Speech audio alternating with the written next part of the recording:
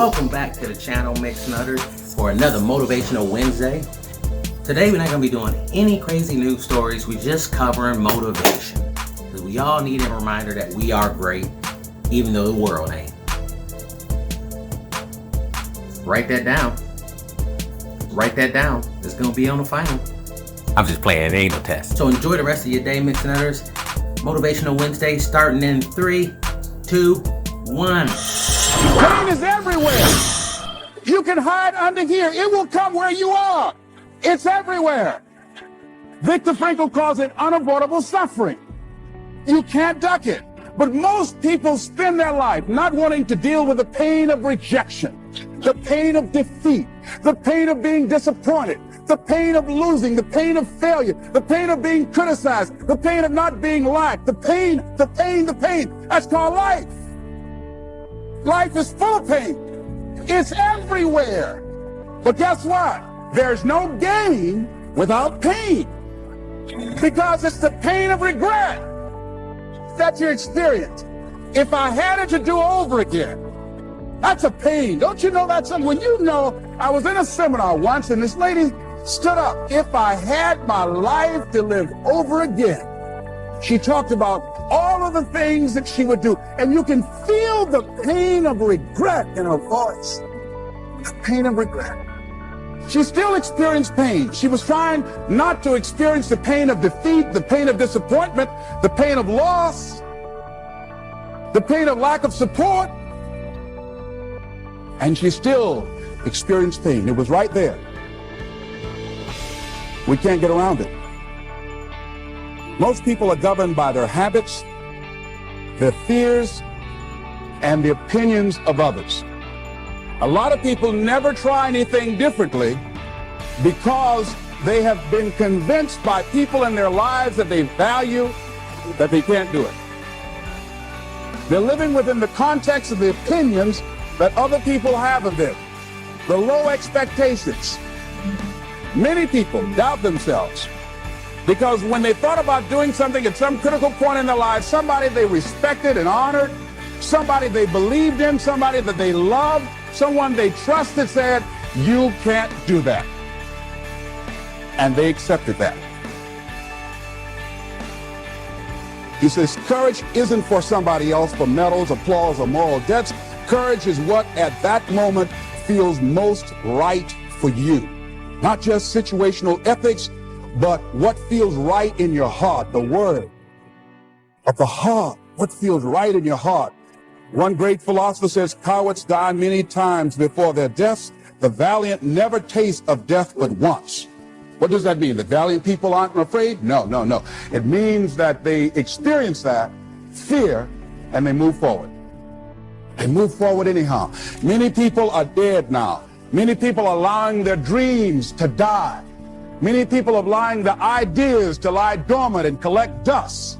Many people have all this talent and ability that they are allowing to be buried inside of them, that they will take with them to their graves because they didn't have the courage to be who they are. And I say, as you begin to look toward the future and manifesting your greatness, it's going to take everything in you, that your life deserves the concentrated effort to begin to look at how is it that I can express more of me? How is it that I can bring my ideas out here now?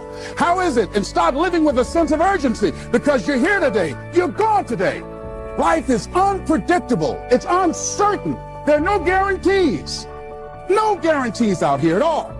So holding back, what are you waiting on? Ask yourself, what's the benefit of your waiting? What's the benefit of your not living your dream? What's the benefit of not listening to yourself?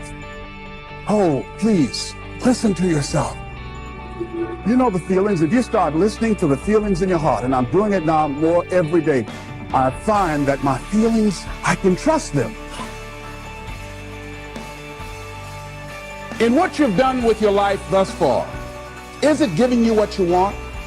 Is it giving you what you want? When you look toward the future, when you look at all that's going on out here, is there someplace within yourself you say, hey, I know I need to be out there in that arena. I know I can do more than what I've been doing. I know there's some great music that I have within me that I haven't brought out here yet.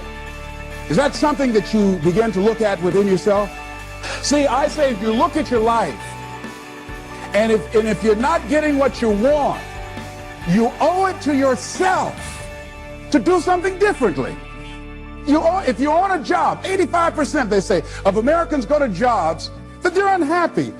If you're doing something 8 hours a day that you don't like, it's not giving you what you want, it's not giving you a strong feeling of satisfaction and fulfillment, you're miserable, you hate to go there, you're depressed just thinking about it, you're saying the "Thank God It's Friday" song every week.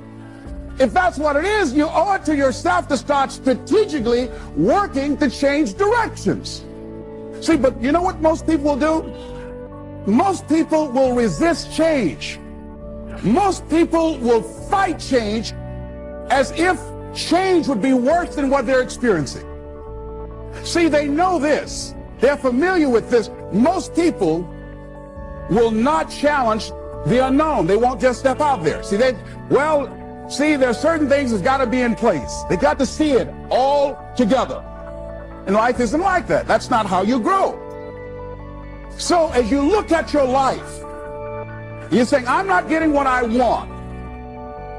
As you begin to look toward the future, begin to know that whatever it takes for you to create that, you've got that in you.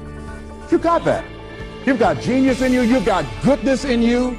You've got creativeness in you. If you decide to take the initiative to change the current quality of your life, I say to you that you will find that the universe is on your side, that life is on your side.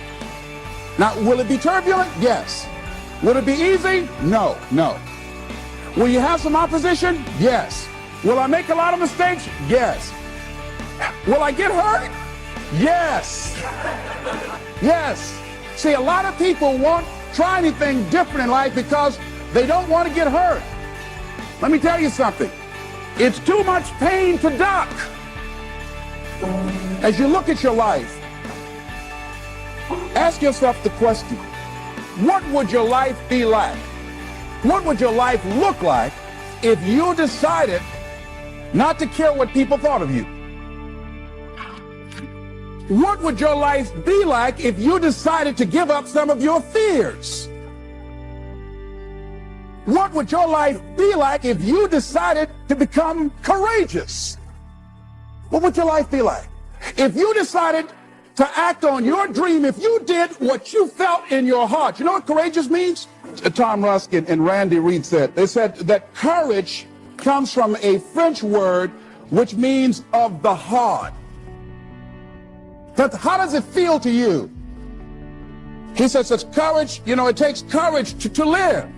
Says most people go through life not allowing themselves to step out because they don't want to let go. They don't want to be blown around. They don't want to be moved. The courage to face life's whirling wind of contradictions. The courage to love yourself. The courage to love. For years, I was afraid to love. The courage to take a chance. The courage to be who you are. And I say to you that as you look toward the future, you look at life on a daily basis, if there's something that you have been given, if you've heard something within yourself that you know that what you're doing now doesn't fit for you, it doesn't work for you, it's not giving you what you want, and there's something else that you want to do, don't allow that inner doubt in you to talk you out of it, to build a case on why you can't have it, to tell you why you're not good enough. You ignore that inner voice and all of the external voices. Don't judge the possibilities for what you can do based upon the circumstances, because the circumstances won't determine who you are. Don't determine what you're able to do based upon your resources. Don't determine what's possible for you based upon where your life is right now. Where your life is right now is not you. That's just what it is right now. But the possibilities for you are unlimited.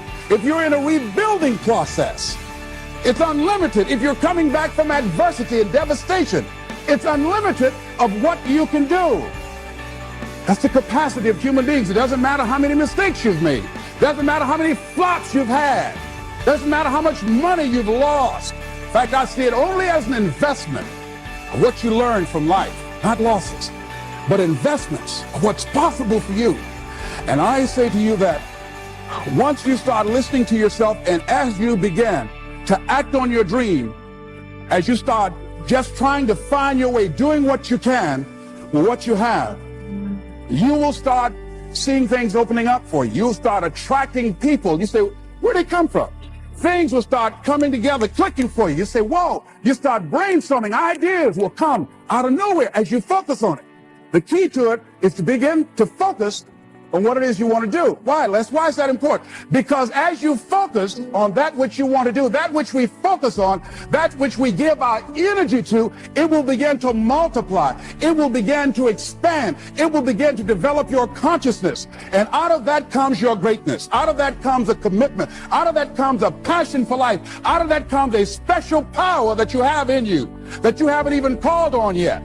See, the powers that we have will never reveal themselves if we don't challenge them, if we don't put ourselves in a position where we have to use them.